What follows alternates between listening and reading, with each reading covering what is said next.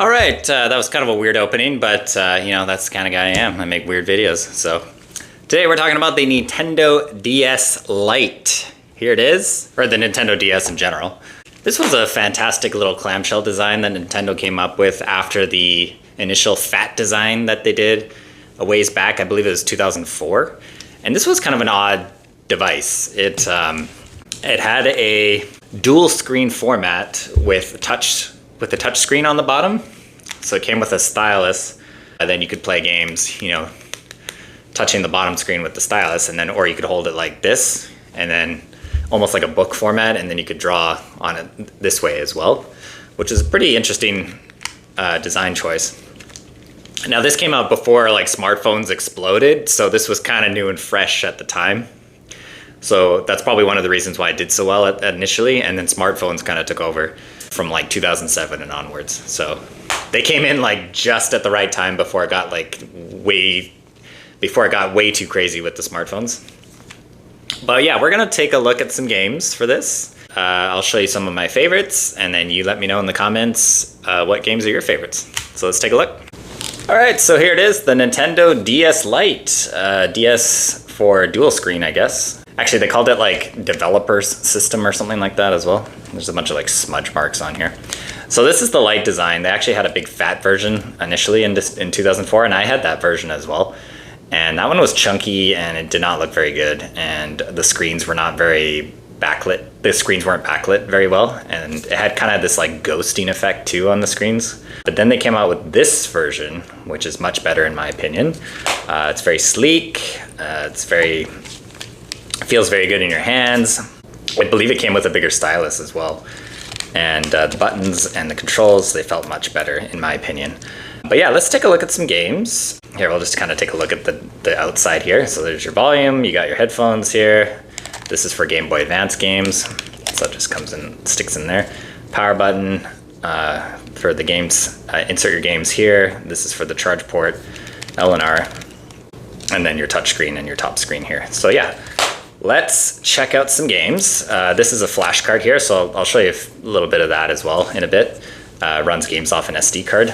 But first, let's get my big box of games here again. Got my big old box of games here. And most of my favorite DS games are in this device here. But I have a few more in here as well. But let's check out a few of them in here first. Some of my 3DS games are in here as well. So here is Tetris. Let's take a look. So something else cool about this device, you can change the brightness here. It's got the DS download play where you could like send demos to your friends with the DS download play, and as well as connect wirelessly with doing multiplayer games.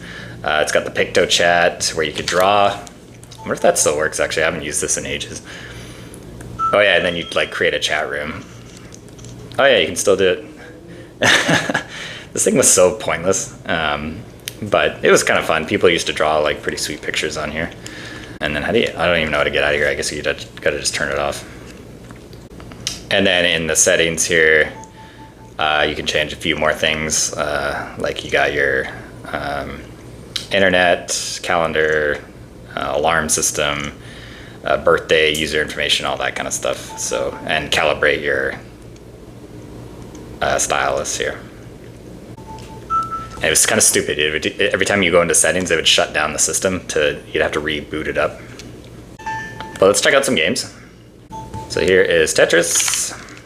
This is actually a great version of Tetris. You know what? Let's do Push.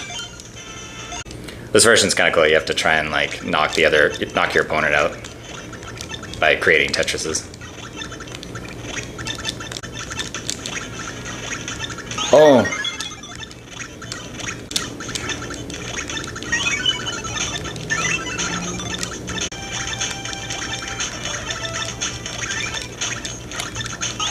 Boom. And there you go. That's how you win Push Tetris. Let's check out another game.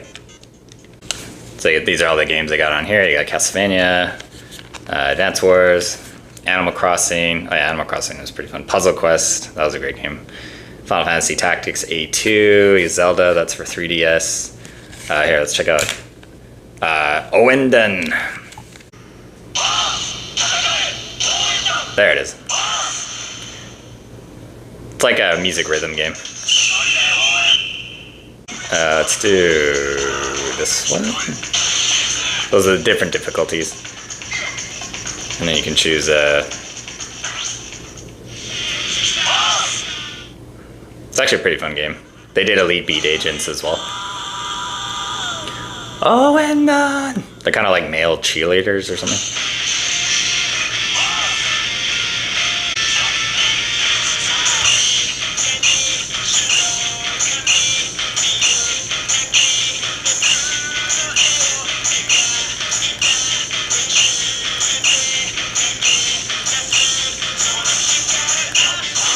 So yeah, it's like a fun little rhythm game. It's pretty fun. Let's try another game. Oh yeah, this was a game that there's a few games that I really regret buying, and this is one of those games where like I bought it and I just immediately regretted it. Honestly I should have returned it, but this is Yoshi's Touch and Go. This was like one of the first games that came out for the DS, and I just remember like feeling like I just completely wasted my money on this. I thought it was going to be like a kind of like a Yoshi's Island type game. I should have done more research, but it's basically a tech demo disguised as a DS game, and the very bare minimum was put into this game. So let's do score tech. I mean, it's fun, but it should have only been like literally. It should have only been like $5. Like, it's such a basic game. It's basically like you can circle things and they turn into coins. You shoot them at Mario. Mario falls. You can guide Mario by drawing little pathways for him. And you can shoot coins at him.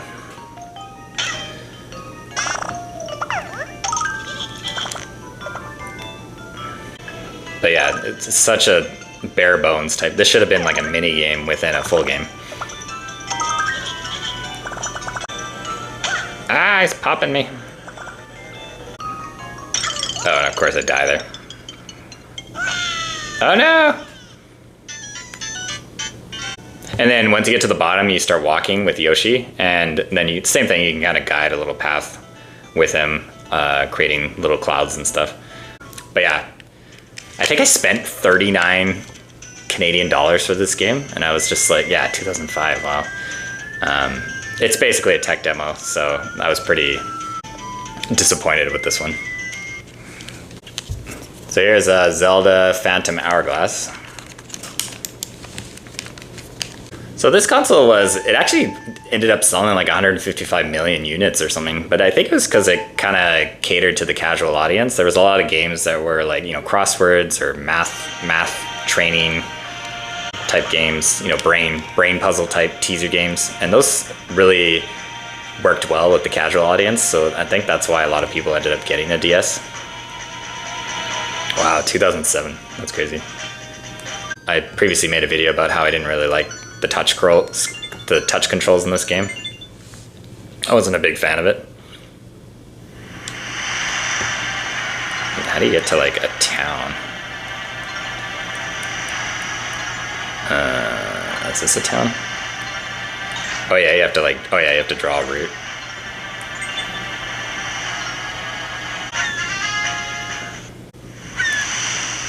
So yeah, this is how you control your character. And then you'd swipe the stylus to swipe your sword. If you want to do a roll, you'd like do a little circle or something. Just tap. Oh no, there you go. Yeah, you do a little circle to roll. And it's not even working. Oh, there you go. It's kind of working. That was Phantom Hourglass. Let's check out a couple others. Here's one that came with the system, actually, the first hunt. Do you guys remember that little thumb pad thing that you'd stick on your... It was like they called it the thumb stick or something, and you'd attach it to your thumb, and then you would use your thumb on the touchpad to do like first-person shooters. It'd pretend to be like a joystick. That thing was terrible. Yeah, I totally forgot about that thing. But here's Metroid Prime First Hunt. This is kind of also like another tech demo. Oh, yeah, and then it had like the little... Wow, look how pixelated that is. That's crazy.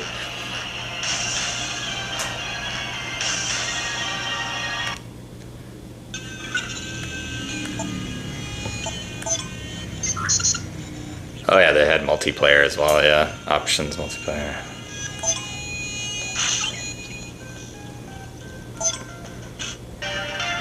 I mean, it was kind of cool for the time, I guess, 2004. How do you shoot? Oh, that's the morph ball. How do you shoot? That's jump. Oh, is it the top button, maybe? Oh yeah, there you go. I mean, yeah, it kind of works, I guess. Problem though with this is that like your hand starts to cramp after a while. So it's pretty hard to hold this like this for long periods of time.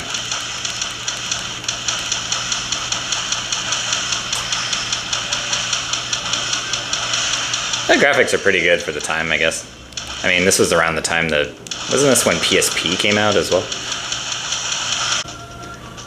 Oh, you get like ammo or something? I don't remember that.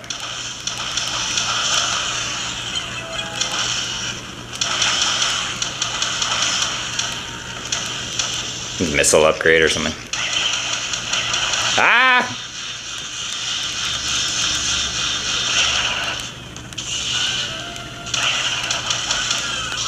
Oh, there's missiles. Oh yeah, the multiplayer with this was kind of fun too. Let's check out one more. So I got the flash card here. Just want to remember what games are on here.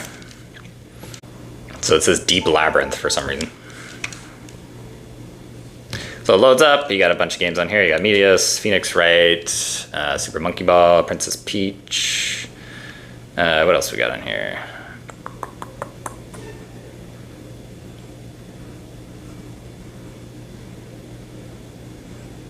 There's quite a few good games on the Nintendo DS. Here, let's play WarioWare Touched.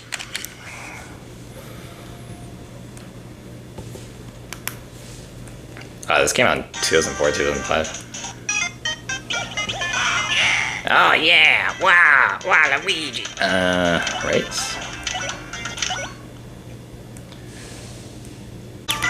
Again, no skipping cutscenes. Why they wouldn't include that, I don't know. Drill! And now his teeth are just perfect all of a sudden. Pop!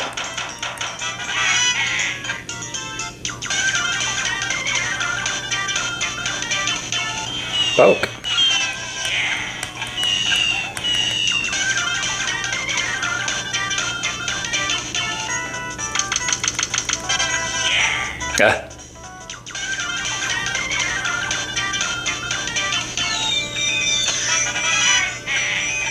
No problem.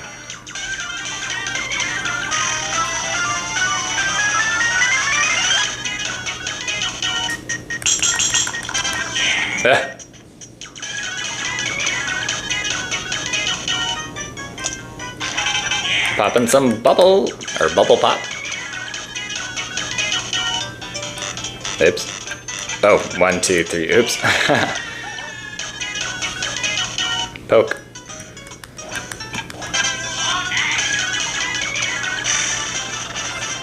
Ooh, boss stage.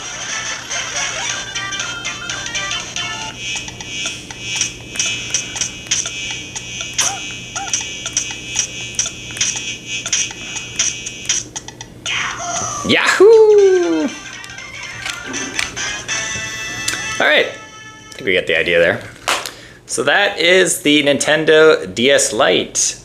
Let me know what your favorite games were on the Nintendo DS Lite, and I'd love to hear about it in the comments. If you haven't liked and subscribed to the video yet, please do so, and we will see you in the next video. Thanks for watching, guys. Bye.